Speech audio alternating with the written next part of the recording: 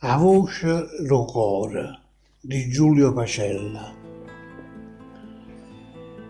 Se l'uomo non tenesse poesia,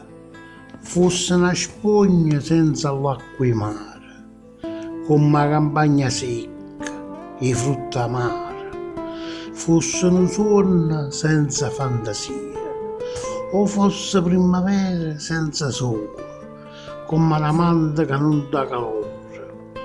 fosse un cielo senza più colore, fosse una voce ma senza parole. Però ciorta nostra ci sta amore, perciò non può mancare la poesia, perché non ci sta gioia senza dolore, se il sangue non deve battere in te vene, o se non può contare con la fantasia, no fatto,